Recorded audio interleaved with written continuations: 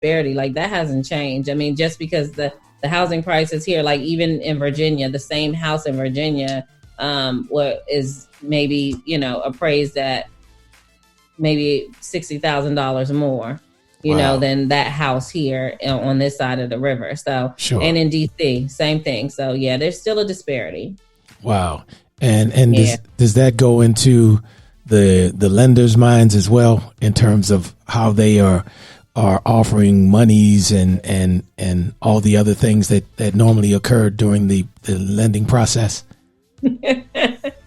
Yeah, we still see some of that too. We do. We still see some of that. But right now, most of your local lenders, your local lenders, community banks are, people are getting a lot more buying power because the interest rates are low. Okay. So your buying power is higher. Okay. Now for some of those people that may have some challenges in their credit history and so forth, I know there are a host of programs that are popping up. We have them out here. We have them on the West Coast and South and so forth that sort of they offer credit repair possibilities and so forth. You go to a program and you study things and so forth, and they work with the potential clients. Are those things that you're recommending to your people when they approach you and say, hey, Ms. Jordan, I want to buy a home. I've had some credit challenges. Do you recommend those kind of programs, or do you kind of have your own thing going on? So we work with a couple. We have a couple things. We have a lender that helps the clients to get their credit where it needs to go. So it's part of just his service back to the community. Sure. And then we work with credit repair specialists. Okay. The credit repair specialists that we work with are all flat fee. Okay. Credit repair specialists. They don't have you on a subscription plan. So Gotcha. You want to be aware of the people that put you on a subscription plan. Like you can pay $70 a month, or $80 a month. So you want to be a little bit aware of that, right? But you want to get into a place where they're not just sending dispute letters. Gotcha. Because there's a big difference. Most of your credit repair are getting you ready for consumer credit, not mortgage loans. And so we make sure that we put our people with either a lender or a credit repair specialist that's going to get them ready, that's going to work with us to get them ready for a mortgage, not consumer credit. And that looks a lot different, because if all you're doing is dispute letters, that can't be on your credit when you go to apply for a loan. They got to take them all off. And then what happens when that happens? And your credit tanks, right? And then you spent all this money in 2 years and you haven't made much of a dent in what you're doing. So there's some strategy around it. And so I would recommend you really, really, really take a look at what you're doing before, you sign up for a subscription plan. And I've even had clients to say, well, I thought they were going to get it all taken off. Why do I have to do this work? Well, because it's your credit, and you show credit, right? So you have to put in some sweat equity. You need to call some of these people and get some of these things negotiated to help yourself. Because again, somebody else can do it, but all they're going to do is put dispute letters out there, and that's it. That's all they can do. So you just want to be careful about that you're not just in a process for a very long time and it's not helping you. And then you get frustrated, right? And then you're like, forget it. I'll just sit in this tank right here and just let it be. And you don't want that either, because you can fix it. It took some time to get it there. It'll take some time to get it where it needs to be. Gotcha. And Shannon, we have anything off of the line? No, I'm looking now. Hold on. Okay. 1 second. Sorry, you guys. Well, while she's checking that, one of the other questions that always comes up is, particularly when it's a seller's market, does it make that process that much tougher for the buyer that has to go through the traditional loan and bank verifications and employment verifications and so forth? Do they consistently end up at the end of the line in terms of they see a wonderful house that they want to buy? It's down in Accokeek. It's beautiful. It's got everything they want. But we have to, even though we have a pre-approval letter, we still are waiting for all the things that the bank goes through, before they will finally let you get to the settlement table. So yeah, so time to close. How long is it going to take you is a big deal. And so on the listing side, they're calling the lender. They want to know if you're getting down payment assistance, if that down payment assistance is an in-house program, or if you got to send it out, because that means there are two processes. And if you have to send it out, what's your relationship with the people that you're using, with the down payment program that you're using? All of that matters when they're looking at deciding on what offer to take, because a lot of times sellers are buying another house. And so they're in the same process that you are, and it's contingent on them selling their house. So they don't want to be in a situation where this drags out forever and they can't buy their other house because the other seller might not be as lenient as they are, right? Sure. So yeah, so it does matter. Most sellers prefer a conventional loan over a FHA loan. Sure. Because the appraisals, right, are a little bit more lenient. So yes, that time to close matters. Sure. And you don't necessarily go to the bottom of the pile. It depends on what else is on the table. But if it's cash versus you, cash is always king in most cases. Gotcha. So, you just got to be patient. Well, and one other question I had for you. In this time of COVID, and unfortunately, as we open with the show, we have close to 250,000 people that have passed away. Yeah. And it's not uncommon that folks who have been, particularly elderly folks, have done things like taking these reverse mortgages and so forth.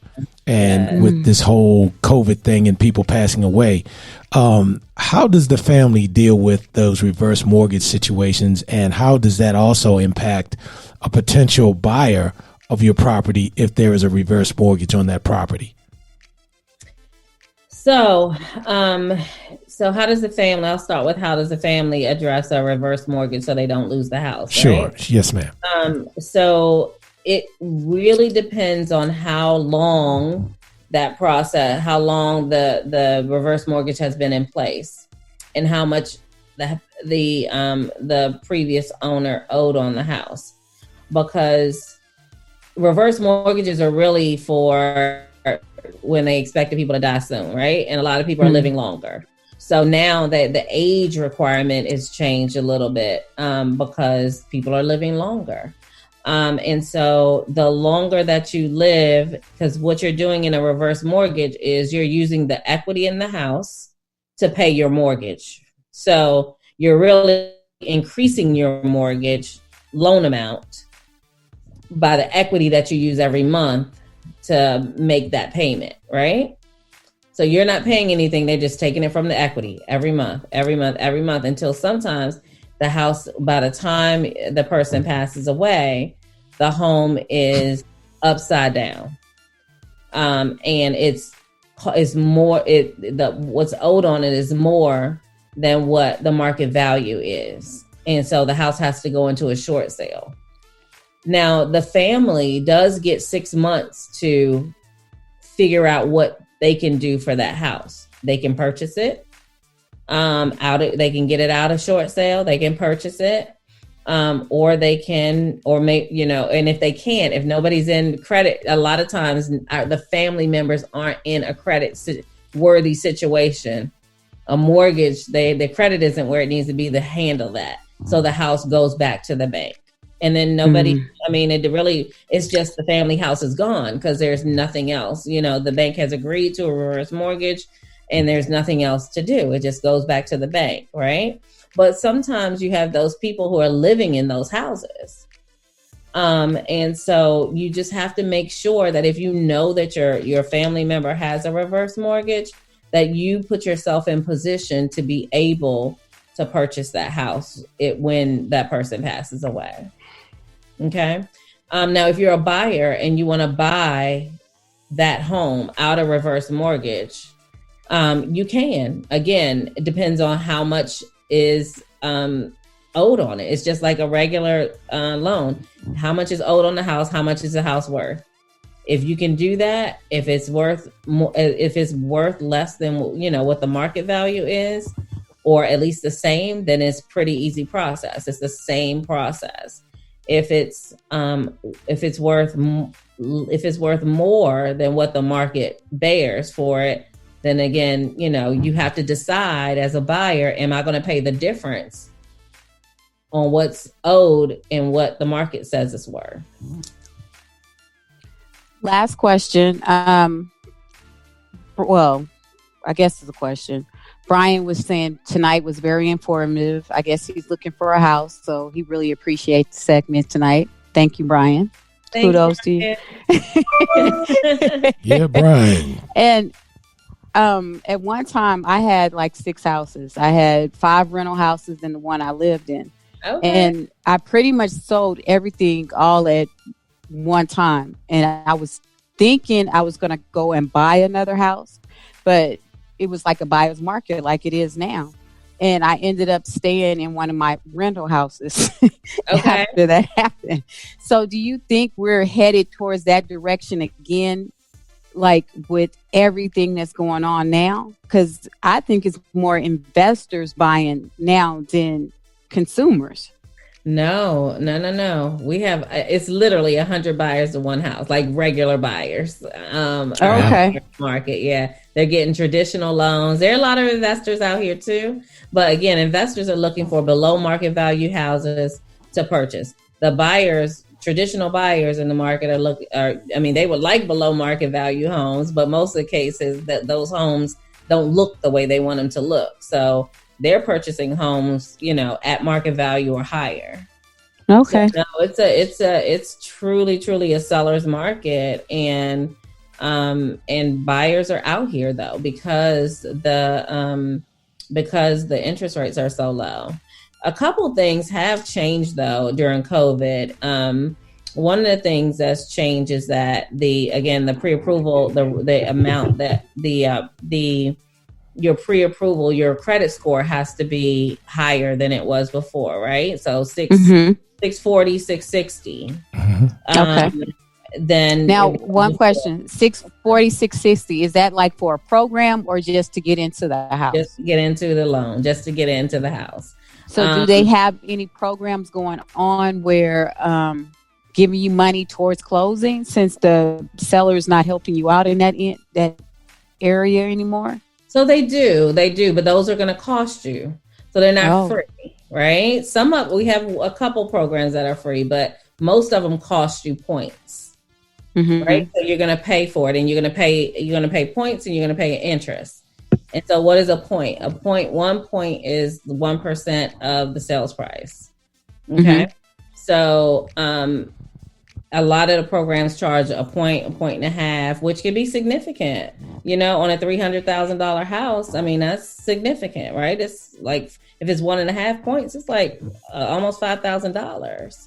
Right. So that you're paying to get $8,000 in, closing in down payment assistance and some closing help. So there are 2 programs out here that I know provide both down payment and closing help. One is the Chenoa program, and it's, I think, countrywide. And then there's it's a FHA program, FHA 5% program, which is paying 5% it pays your down payment, your 3.5% down payment, and a little bit of closing. But that one comes at a cost, and you're also paying for it's like a second loan, right? So not only are you paying points, but you're also paying a percentage per month on that for about 10 years. Oh, wow. So, okay. Yeah, there still are some programs out here, and then we have some that don't cost you anything, but they run out of money at a certain point, and they re-up probably in January or February. Okay. And how is there like a website that our listeners can go to and look for these programs, or? So a lot of them are, some of them are your state programs. So yes, you can go to your state, your housing website